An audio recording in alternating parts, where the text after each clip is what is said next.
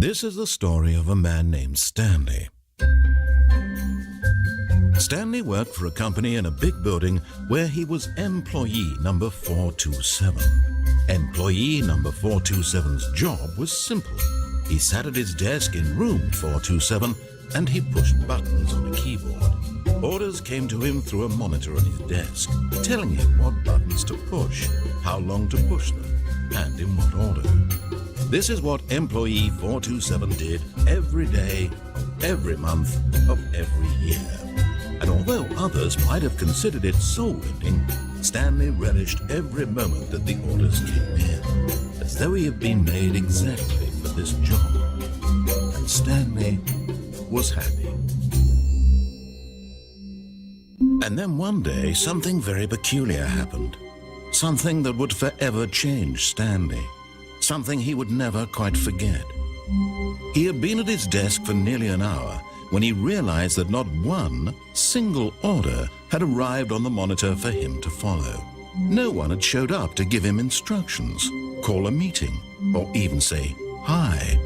Never in all his years at the company had this happened, this complete isolation. Something was very clearly wrong. Shocked, frozen solid, Stanley found himself unable to move for the longest time. But as he came to his wits and regained his senses, he got up from his desk and stepped out of his office. All of his co-workers were gone. What could it mean? Stanley decided to go to the meeting room. Perhaps he had simply missed a memo.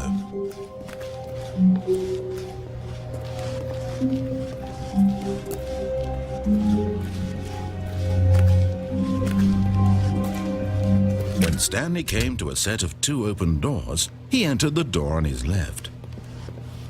This was not the correct way to the meeting room, and Stanley knew it perfectly well. Perhaps he wanted to stop by the employee lounge first, just to admire it.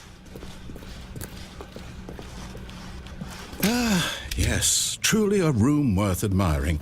It had really been worth the detour after all, just to spend a few moments here in this immaculate, beautiful, but eager to get back to business. Stanley took the first open door on his left.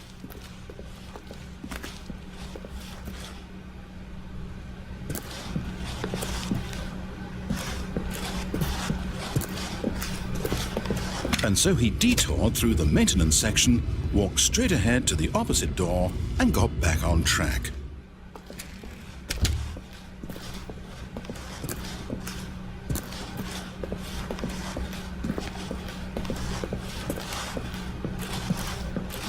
Yet there was not a single person here either.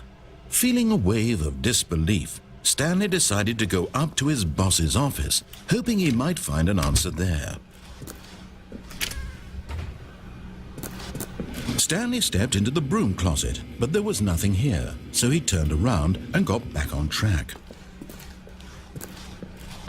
Coming to a staircase, Stanley walked upstairs to his boss's office.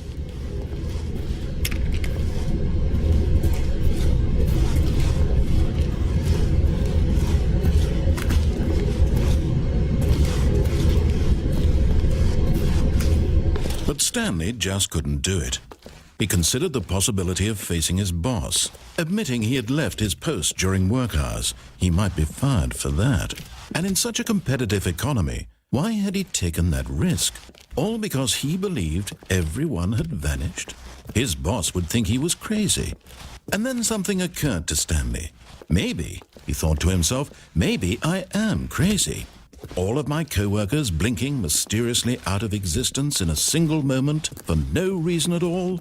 None of it made any logical sense. And as Stanley pondered this, he began to make other strange observations.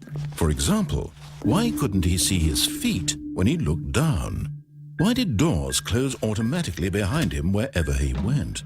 And for that matter, these rooms were starting to look pretty familiar. Were they simply repeating? No, Stanley said to himself, this is all too strange. This can't be real.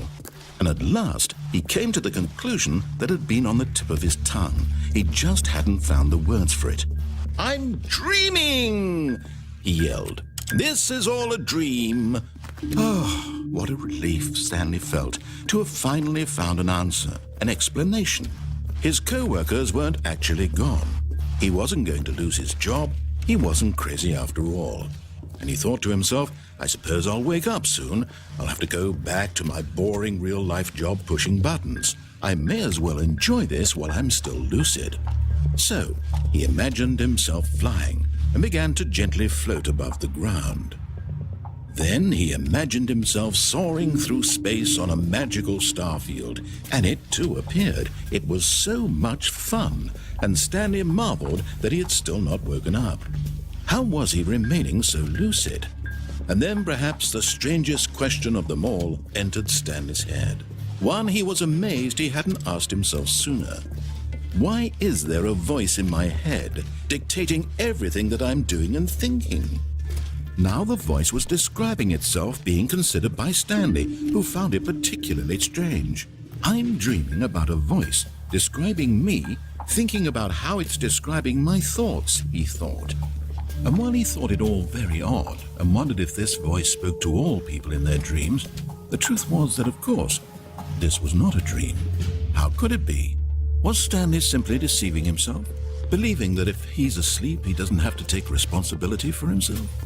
Stanley is as awake right now as he's ever been in his life. Now, hearing the voice speak these words was quite a shock to Stanley. After all, he knew for certain, beyond a doubt, that this was in fact a dream.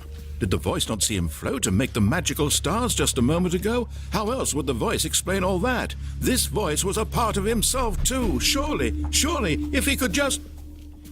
He would prove it. He would prove that he was in control, that this was a dream. So he closed his eyes gently, and he invited himself to wake up.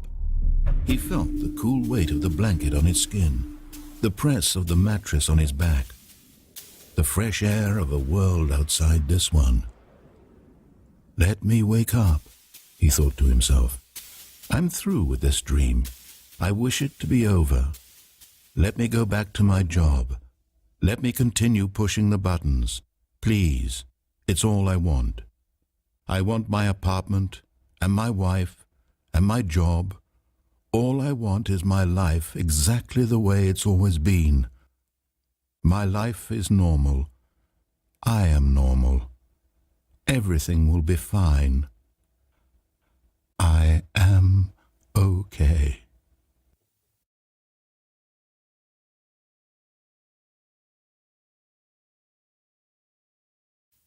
Stanley began screaming. Please, someone, wake me up. My name is Stanley. I have a boss. I have an office. I am real. Please, just someone tell me I am real. I must be real. I must be. Can anyone hear my voice? Who am I? Who am I? And everything went black.